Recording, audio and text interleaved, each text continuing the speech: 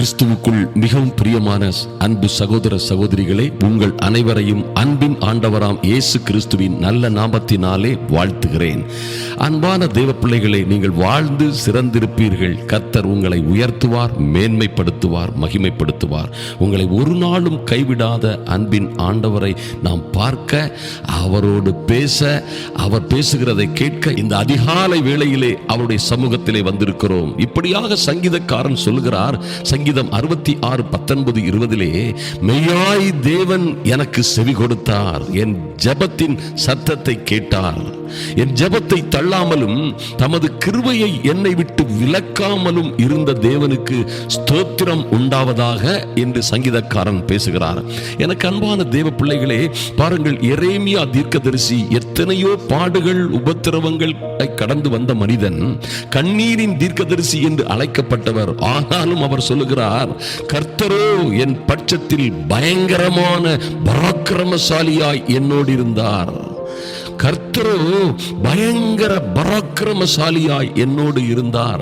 பாருங்க, கர்த்தர் எந்த சூழ்நிலையிலும், நம்ம எந்த சூழ்நிலையில் இருந்தாலும் சரி, எத்தனை பாடுகள் உபத்திரவங்கள், உபத்திரவத்தின் குகையிலே இருந்தாலும் சரி, அழுகையின் பள்ளத்தாக்கை நம்ம உருவ நடந்தாலும் சரி, வேதம் சொல்லுகிறது, கர்த்தருடைய பிள்ளைகள் என்ன செய்வாங்களா, அழுகையின் பள்ளத்தாக்கை உருவ நடந்து அதை நீரூற்றாய் மாற்றிக் கொள்வார்கள். ஐயா, மழையும் குளங்களை நிரப்பும் என்று சொல்லப்பட்டிருக்கிறது. அவர்கள் அழுகையின் பள்ளத்தாக்கை, அருமையான தேவ பிள்ளைகளே, ஒருவேளை பல்வேறு உபத்திரவங்கள், பாடுகள், துன்பங்கள், பல்வேறு வெட்டுக்கேடான சூழ்நிலைகள், பாருங்கள், நம்மை கேலியாய் பேசுகிற ஜனங்கள் மத்தியிலே நாம் கடந்து வந்தாலும் கூட, அழுகையின் பள்ளத்தாக்கை நாம் உருவ நடந்து அதன் வழியாய் நாம் கடந்து வந்து நாம் என்ன செய்வோமா, அதை நீரூற்றாய் மாற்றிக் கொள்வோமா. அப்போது கர்த்தருடைய கிருபையும் அனுக்கிரகம் நம்மை சூழ்ந்து கொள்ளும், மழையும் குளங்களை நிரப்பும் என்று வேதத்தில் சொல்லப்பட்டிருக்கிறது. பாருங்க, உங்களை ஆச்சரியமாய், அதிசயமாய் மேன்மைப்படுத்துவதே, மகிமைப்படுத்துவதே கர்த்தருடைய திட்டம் என்பதிலே எந்த மாற்றமும் இல்லை. எனக்கு அன்பான தேவ பிள்ளைகளே, பாருங்கள், எப்பொழுது இந்த காரியங்கள் நடக்கும், இந்த மகிமையான காரியங்கள் உங்க வாழ்க்கையில எப்ப நடக்கும்? ஐயா, என் வாழ்க்கையில் இந்த மாதிரி சாதாரண சூழ்நிலையில் இருந்து நான் எப்படி ஏழத்தனையான ஆசீர்வாதங்களை, ஐயா, இரட்டத்தனையான மகிமையான ஆசீர்வாதங்களை நான் எப்படி பெற்றுக்கொள்ள முடியும் என்று வேதத்தை ஆராய்ந்தோமானால், ஏசாயா தீர்க்கதரிசிகளின் புஸ்தகம் 30ஆம் அதிகாரம் 26ஆம் வசனத்தை பார்த்தீர்களானால், அங்கே ஒரு ரகசியம் சொல்லப்பட்டிருக்கிறது. ஒரு அற்புதமான விஷயத்தை கர்த்தர் சொல்லுகிறார். ஐயா, இப்படித்தான் எல்லாத்திற்கும் கர்த்தர் நமக்கு செய்ய விரும்புகிற காரியங்களை செய்வதற்கு ஒரு வழிமுறை இருக்கிறது. ஐயா, வேதத்தின் ஒரு நியமம், ஆவிக்குரிய ஒரு சட்டம் இருக்கிறது. அதன் ஊடாய்த்தான் அந்த காரியங்கள் நிறைவேறும். சும்மா யாருக்கோ சும்மா சடார் என்று நிறைவேறுகிற காரியம் அல்ல.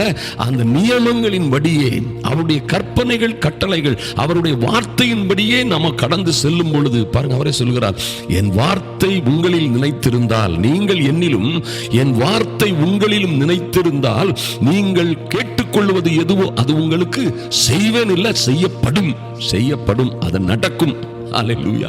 பாருங்க, அதே மாதிரி ஆண்டவர் சொல்றாரு, அருமையான தேவ பிள்ளைகளே, அவருடைய வார்த்தை என்ன செய்யும், நம்மிலே நினைத்திருக்கும் போது, அந்த வார்த்தையின்படி, அவருடைய சித்தத்தின்படி கேட்கும் பொழுது அது நமக்கு நடக்கும், அதை நான் செய்வேன் என்று கர்த்தர் சொல்லுகிறார். பாருங்க, இந்த வசனத்திலே கர்த்தர் தமது ஜனத்தின் முறிவை கட்டி அதன் அடிக்காயத்தை குணமாக்கும் நாளிலே சந்திரனுடைய வெளிச்சம் சூரியனுடைய வெளிச்சத்தை போலவும், சூரியனுடைய வெளிச்சம் ஏழத்தனையாய் 7 பகலின் வெளிச்சத்தை போலவும் இருக்கும். ஐயா, அப்பொழுது தண்டாயுதத்தினால் உங்களை அடித்த அசிரியன் கர்த்தருடைய சத்தத்தினாலே, கர்த்தருடைய வார்த்தையினாலே நொறுங்குண்டு போவான். எனக்கு அன்பான தேவ பிள்ளைகளே, பாருங்கள், நம்முடைய வாழ்க்கை அநேக முறை முறிவில் அடிக்காயத்தோடு நாம் காணப்படுகிறோம். பழைய வாழ்க்கையில் நடந்த பல்வேறு சம்பவங்கள், நம்ம வாழ்க்கையில் நடந்த தாங்க முடியாத வேதனையான சம்பவங்கள், மறக்க முடியாத துன்பங்கள், உபத்திரவங்கள் ஒருவேளை நமக்கு ஒரு முறிவை உண்டு பண்ணிவிடுகிறது. நம்முடைய ஆவி, ஆத்துமா, சரீரத்திலே ஒரு பெரிய முறிவை அவைகள் ஏற்படுத்தி விடுகின்றன. முறிந்த ஆவியை எதனால் கட்ட முடியும்? முறிந்த ஆவி, முறுமுறுக்கிற ஆவி, அந்த மாதிரி ஒரு சூழ்நிலையில் இருக்கும்போது பரிசுத்த ஆவியானவர் அங்கே வேலை செய்ய முடியாது. கசப்பும் பிட்டர்னஸும் மன்னிக்க முடியாத சூழ்நிலையும் இருக்கிற ஒரு இடத்திலே பரிசுத்த ஆவியானவர் வேலை செய்ய முடியாது. அருமையான தேவ பிள்ளைகளே, அவர் பாருங்க, ஒரு தெளிந்த இருதயத்திலே, ஐயா முதல்ல கர்த்தர் உங்க வாழ்க்கையில என்ன செய்ய விரும்புகிறார்னு பாத்தீங்கன்னா, தமது ஜனத்தின் முறிவை அவர் கட்ட விரும்புகிறார்.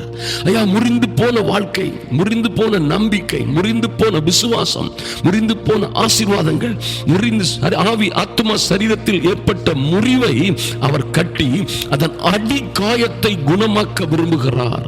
எனக்கு அன்பான தேவ பிள்ளைகளே, நீங்கள் உங்களை முற்றிலுமாக கர்த்தருக்கு ஒப்புக் கொடுங்கள். கர்த்தாவே, என் முறிவை இன்று கட்ட வேண்டும் சுவாமி, என் முறிவை நீர் இன்று கட்டி ஐயா எங்கள் அடி காயங்களை குணமாக்கும்படியாய் ஜெபிக்கிறோம் என்று கேட்கணும். பாருங்க பாருங்க, அவர் காயப்படுத்தி காயம் கட்டுகிற தேவன். எனக்கு அன்பான தேவ பிள்ளைகளே, அவரே காயப்படுத்தி காயம் கட்டி நமக்கு சுகம் கொடுக்கிற தேவன். ஐயா, தாவீதரசன் சொல்லுகிறார், பல்வேறு உபத்திரவங்கள் பாடுகள் வழியாய் கடந்து வந்த அந்த அற்புதமான மனுஷன் சொல்லுகிறார், பாருங்க, நான் உபத்திரப்பட்டது நல்லது, அதனால் கர்த்தருடைய பிரமாணங்களை கற்றுக்கொண்டேன். ஐயா, நான் உபத்திரப்படுவதற்கு முன்பாக வழி தப்பி நடந்தேன் என்று தாவீது சொல்லுகிறார். இவையெல்லாம் நமக்காக சொல்லப்பட்ட வார்த்தைகள். அருமையான தேவ பிள்ளைகளே, இன்றும் எனக்கு அன்பான தேவ பிள்ளைகளே, கர்த்தர் உங்களுடைய முறிவை கட்டுவதற்கு, ஐயா அதன் அடி காயத்தை குணமாக்குவதற்கு அவருடைய சமூகத்திலே வாருங்கள். அருமையான தேவ பிள்ளைகளே, இந்த ஜெப வேளையிலே, கர்த்தாவே என் முறிவை கட்டும்படியாய், ஐயா என் முறிந்து போன வாழ்க்கையினால் ஏற்பட்ட என் ஆவி ஆத்மா சரீரத்திலே ஏற்பட்ட முறிவு, ஐயா எனக்கு துரோகமாய், எனக்கு விரோதமாய், எனக்கு சதி செய்தவர்கள் மத்தியிலே எனக்கு ஏற்பட்ட முறிவு, அவர்களினால் செய்யப்பட்ட அநேக உபத்திரவங்கள், அவதூறுகள், பொய் குற்றச்சாட்டுகள், என்னை நிந்தித்த அவருடைய நிந்தைகள், என்னை வெட்கமாய் நடத்தின அவருடைய நடக்கைகளின் மூலமாக நான் முறிந்த ஆவியோடு இருக்கிறேன். என் ஆவி ஆத்துமா சரீரத்திலே ஒரு பெரிய முறிவு காணப்படுகிறது.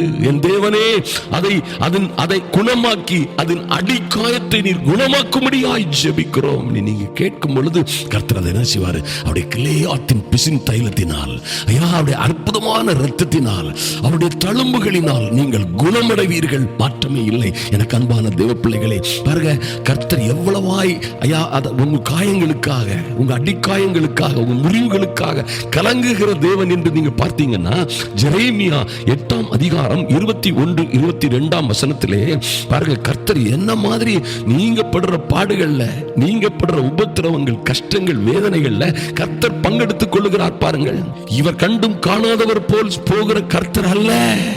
ஐயா, ஆபத்து காலத்தில் ஓடி ஒளிக்கிற மனிதனை போல் முகத்தை திருப்பி கொண்டு போகிற ஒரு தெய்வம் அல்ல. பாருங்கள், ஜெரேமியாவில் இப்படியாக எழுதப்பட்டிருக்கிறது, என் ஜனமாகிய குமாரத்தியின் காயங்களினால் நானும் காயம்பட்டேன். ஐயா, என் ஜனமாகிய குமாரத்தியின் காயங்களினால், உங்க காயங்களினால்.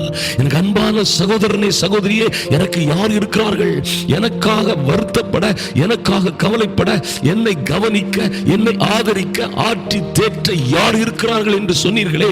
கர்த்தர் சொல்லுகிறார், என் ஜனமாகிய குமாரத்தியின் காயங்களினால் நானும் காயம்பட்டேன், கருத்திருக்கிறேன், திகைப்பு என்னை பிடித்தது.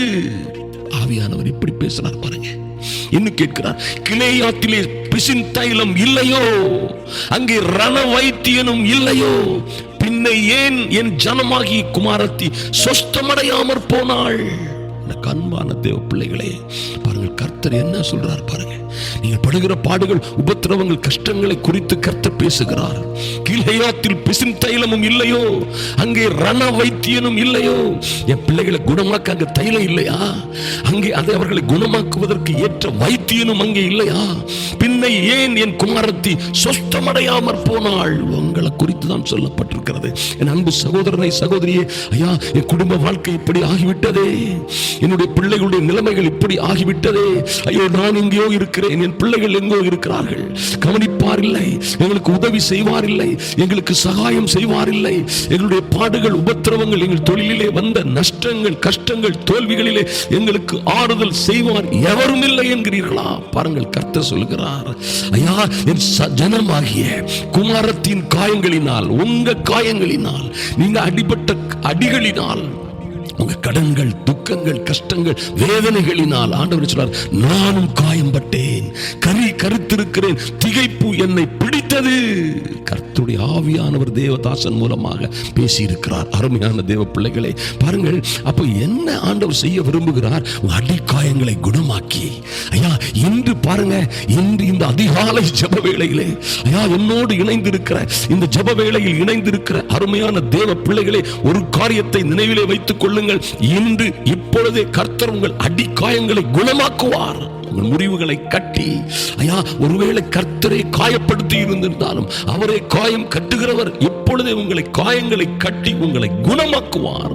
அப்பொழுது தண்டாயுதத்தினால் அடித்த அசிரியன், உங்களை பாடாய்ப்படுத்திய அந்த பொல்லாத பிசாசும் பிசாசின் ஏஜெண்டுகளும் என்ன செய்வாங்க? கர்த்தருடைய வார்த்தைகளினாலே, ஐயா இப்பொழுதே வருகிற கர்த்தருடைய வார்த்தைகளினாலே, நீங்கள் கேட்டுக்கொண்டிருக்கிற கர்த்தருடைய வார்த்தையினாலே நொறுங்குண்டு போவான். அந்த அசிரியன் நொறுங்குண்டு போவான். உங்களை அடிச்சவன் நீங்க தான் நொறுங்கி போகணும். அருமையான தேவ பிள்ளைகளே, அவன் தண்டாயுதத்தினால் அடிச்சிருக்கிறான். ஐயா தண்டாயுதத்தினால் உங்களை அடித்த அசிரியன், நீங்கள் நன்றாக கவனியுங்கள், நீங்களும் உங்கள் பிள்ளைகளும் குடும்பங்களும் நொறுங்கி போவதற்கு பதிலாக உங்களை அடித்தவன் நொறுங்கி போகிறான். எனக்கு அன்பான தேவ பிள்ளைகளே, பாருங்கள், அந்த அற்புதமான இளைஞர்களை பாபிலோன்ல அந்த தீயில 7 மடங்கு மெருகூட்டப்பட்ட அனலூட்டப்பட்ட அந்த அதிகமான தீயிலே கொண்டு போட்டார்கள். நடந்தது என்ன? அந்த வாலிபர்கள் தப்பிக்கொண்டார்கள். தீயின் நடுவிலே மனுஷ குமாரனே வந்து நின்றார்.